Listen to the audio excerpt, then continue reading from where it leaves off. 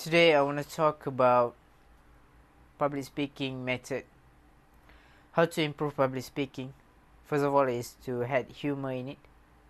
This is not to tell jokes, but insert something that you think funny once in a while. And if people doesn't really laugh about it, you move on. Nothing to be take personally on. Let go and try again. Because sometimes when what you find funny, also people find it funny.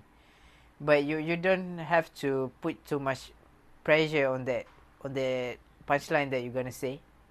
Instead, keep it casual. And if it's funny, then people will laugh eventually. The second one is to add analogy to it.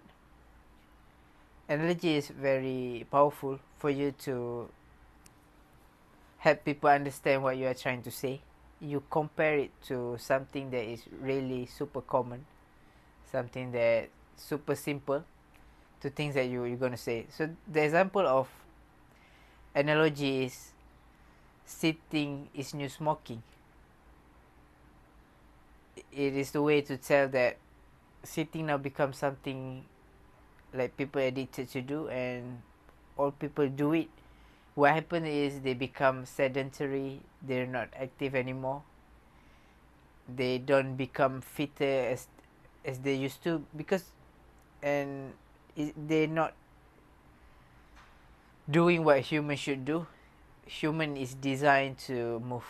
Our body is designed to be moved, to become stronger and not weakening over time. This muscle that we have in our body, if we don't use it, we lose it. Make sure to keep using it and be aware of your activity day to day. Take a like stand minutes after you're sitting for 30 minutes, for example. You stand after that for 10 to 50 minutes. That can overcome this problem. And also, I want to share one more analogy. It says, if you puncture your tire, you need to fill in the air first before you can go forward. And that's incredible. That this analogy you can use to the point where you want to say, you have to do something first. You have to settle this. Only then you can achieve the things that you want. You can work on the things that you want in your life. That's the idea of it. As you keep remembering all this analogy, I want to share about memory. How we can improve our memory when we want to remember sets of analogy, when we want to learn something new, is to use what the mental athlete have been using. So what they're using is, first of all, I want to debunk the myth where people say all these guys have photographic memory. They see it, store in their mind. That's not the case. The extreme people who remember a lot, who can recall a lot of things 100% in correct sequence, they have a problem where they will memorize everything. They cannot differentiate. They cannot filter which are the things that is important and which are the things that aren't. This become problem in their lives. They cannot live normally, but they have such a strong memory. So what they do, the thought process is like this. The moment they got this information, what happens is they will create a visual marker, mental image or photos. It doesn't matter. So it's like visual, because our brain can remember visual much better than words. For example, if you put words side of you and you put visual image of something, 100% you will be likely to remember the picture more than the words. That's the power of visual. So what this guy do is, they they create this visual instantaneously without any effort. It becomes automatically trigger, and then that's why they can record a lot of things. And to make things further, they are using this memory palace thing, this thing that I've been practicing, and it's super powerful. Actually, I can remember quite a lot of things. For example, you take the places that you are familiar with, you are 100% familiar, you've been there a lot of times, you can remember how the layout of it, what are the things in there. You can take simply, it's your living room, you know where your sofa is located, the cabinet, and all of that. What this guy do is, they have all this visual image that they've created instantaneously. They put it, they imagine that as if they are walking in that living room. They go to this cabinet, they see that words that they want to remember. Then they go to the sofa, they put the words that they're going to be remembered. And that's why they can recall pretty much 100%. And what problem is, there is a few issue where they make an error once in a while. For example, they miss out one words. When you ask them, why you cannot recall this, because what they do is, they put the words on the fence. For example, it's outside of their house, they put it on the fence, and it's kind of sort of blending with the gate. That's why they cannot see it. When they cannot see it, they cannot recall it. So it's really visual, it's really powerful. I've been trying to apply these things, but we also need to be aware that we usually we fall back to our routines, our habits, previous habits.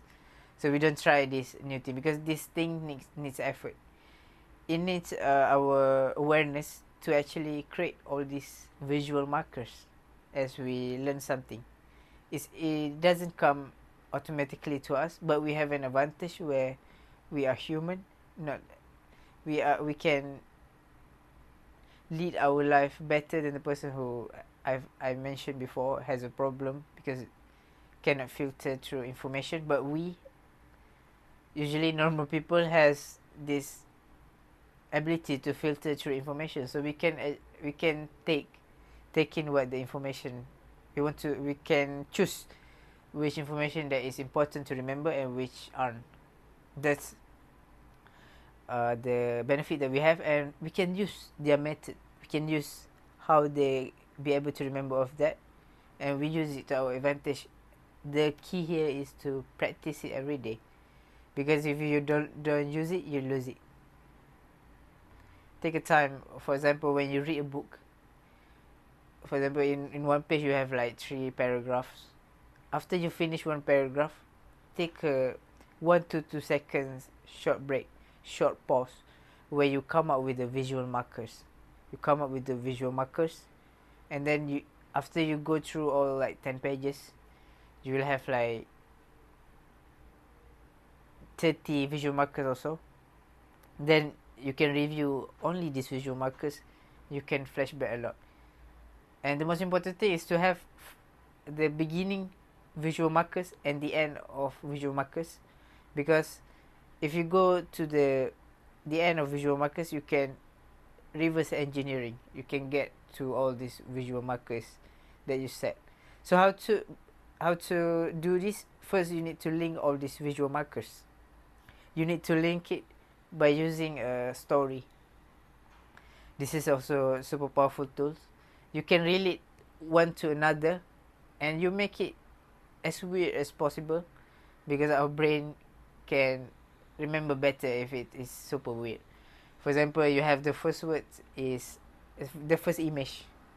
The first image is dinosaur, and the second image is milk, for example. And you make a connection one to that. Dinosaur drink a milk. Drink a Dutch lady milk. You can make it detailed. this visual marker, the more detailed it is, much more easy for you to recall it. So that's all things that I want to talk about, is to add humor in your communication or your presentation, public speaking. The second one is to use analogy when you're speaking, when you try to articulate yourself. Try to come up with this analogy. It's gonna be super helpful.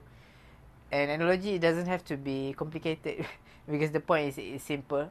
You can think about all this analogy, that you can think about your personal experience. What are the things that you've experienced, and try to extract the analogy from it. The third one is when we want to tell jokes, we want to remember it. When we want to tell analogy, we want to store it somewhere in our mind. So the way to do that is to have a good memory, and I've already shared to you how to remember better, how to use our memory to our advantage, how to learn better, how to have a good retention of the information that we've been consuming. Thank you.